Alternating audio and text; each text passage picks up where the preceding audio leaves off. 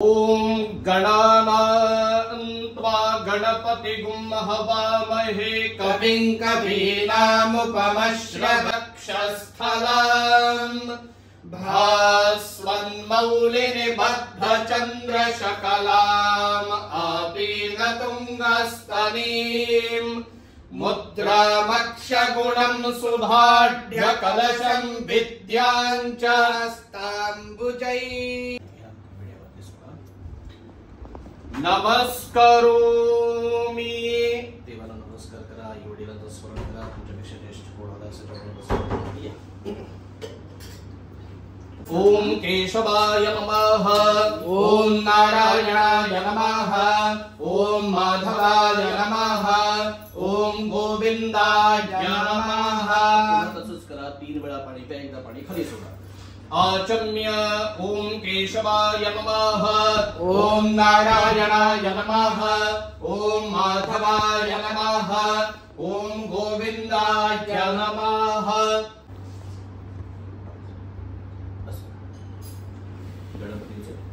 स्मरण करा ओम गणानान्त्वा गणपतिगुं हवामहे कविं कवीनामुपमश्रवस्तमम् ज्येष्ठराजं ब्रह्मणां ब्रह्मणस्पत आनशृण्वन्नमस्येदसा गणपतये नमः निर्विघ्नं कुरु लक्ष्मीं क्षीरसमुद्रराजतनयां श्रीरङ्गधामे चन्द्रां प्रभासां यशसा ज्वलन्तीं श्रियं लोके देवदष्टामुदाराम् तां पद्मिनीं शरणमहं प्रपद्ये लक्ष्मीर्मे नश्यतां त्वां नृणे श्री महाकाली महालक्ष्मी महासरस्वती त्रिगुणात्मिका महालक्ष्म्यै नमः अर्घ्यान्ते मुखे आचमनीयं समर्पयामि ओहिष्ठामयो भुवस्तान ऊर्जे दधातना महेरणाय यक्षसे यदतः सम्प्रयते वहावनदताहते तस्मादानद्यो नामस्तदा भो नामानि सिन्धवाः यत्प्रेषिता वरुणेन ता श्रीभगुं समवल्गता तदा आप्नोदिन्द्रो गोयतेस्तस्मादापो अनुस्थना कामग्गस्यन्दमाना अविवरत बोहितम् इन्द्रो वशक्तिभिर्देवैस्तस्माद्वार्णालोहितम् एको देवो अप्यतिष्ठत्स्यन्दमाना यथा प्रशकम् उदाविशुर्महे अमृते सत्ते देविना श्री महालक्ष्मी नमः सुप्रतिष्ठितमस्तु ओम कुर्बाणाचेयमात्मनः वासागुं श्रेयावश्चा अन्नपाने च सर्वदा ततो मे श्रियमावाह श्री महाकाली महालक्ष्मी महासरस्वती त्रिगुणात्मिका महालक्ष्म्यै नमः वस्त्रोपवस्त्रार्थे अक्षतान् समर्पयामि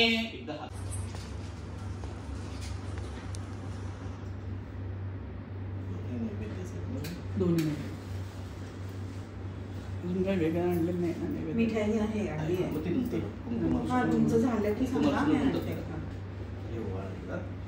ओम इष्टं च वेदं च उभे च नोद्या वा पृथिवी अगुंहसस्पाताम् इह गतिर्वामस्येदं च नमो देवेभ्यः श्री महाकाली महालक्ष्मी महासरस्वती त्रिगुणात्मिका महालक्ष्म्यै नमः मंगलनीराजनं दर्शयामि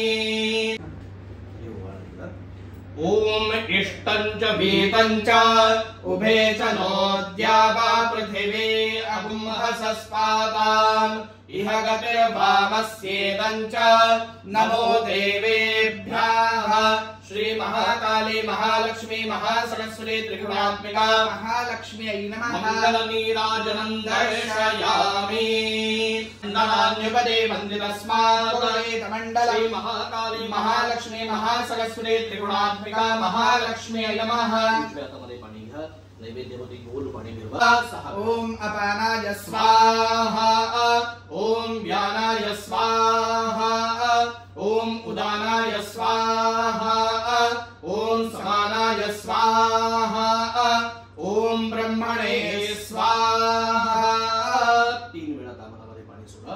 उत्तरापुष्पचन्दनं समर्पयामि. 2 भिड्यांवरती पाणी घाला. मुखवासार्थे बहुवेगफलं. या दोन्ही फळांवरती पाणी सोडा. फलार्थे बहुवेगफलं महाफलं नारिकेलफलं समर्पयामि. नमस्करोमि. उभ्या राहा. स्वतः प्रदक्षिणा मारा आणि पुन्हा बसा. यानि कानि पापानि जन्मान्तरकृतानि च तानि तानि विनश्यन्ति प्रदक्षिणपदे पदे. उरसा शिरसा दृष्ट्या मनसा वचसा तथा पद्भ्याम्. ॐ प्राणाय स्वाहा. ॐ अपानाय स्वाहा. ॐ यानाय स्वाहा. ॐ उदानाय स्वाहा. ॐ समानाय स्वाहा. ॐ ब्रह्मणे स्वाहा. नैवेद्यमध्ये पानीयं समर्पयामि. नैवेद्यं निवेदयामि. ॐ प्राणाय स्वाहा. ॐ अपानाय स्वाहा. ॐ व्यानाय स्वाहा. ॐ उदानाय स्वाहा. ॐ समानाय स्वाहा. ॐ ब्रह्मणे स्वाहा. सर्वोपचारार्थे नमस्कारं समर्पयामि. मुखवासार्थे सुवर्णपुष्पदक्षिणां समर्पयामि. फलेन फलितं सर्वं त्रैलोक्यं सचराचरं तस्मात् फलप्रदानेन सफलाश्च मनोरथाः.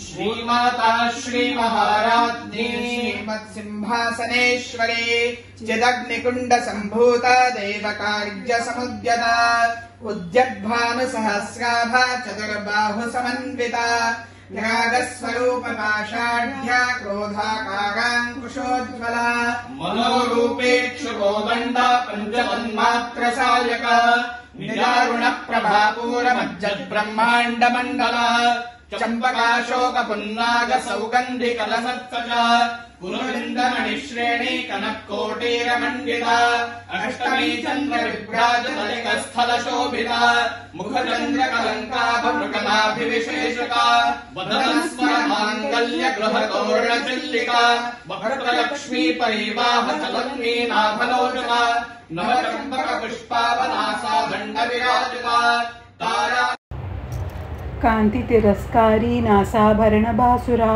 कदंब मंजरी क्लिप्त कर्णपूर मनोहरा ताडंग युगलीभूत तपनोडुपमंडला पद्मराग शिलादर्श परिभावी कपोलभू नवविद्रुम बिंबश्रीज्ञकारी रदनच्छदा शुद्धा विद्यांकुराकारा द्वयपंक्तिद्वयोज्वला कर्पूर वीटिकामोद समकर्षि दिगंतरा निज सल्लाभ माधुर्य विनिर्भर्षति कच्चपी मंदस्मित प्रभापूर मज्जत् कामेश मानसा.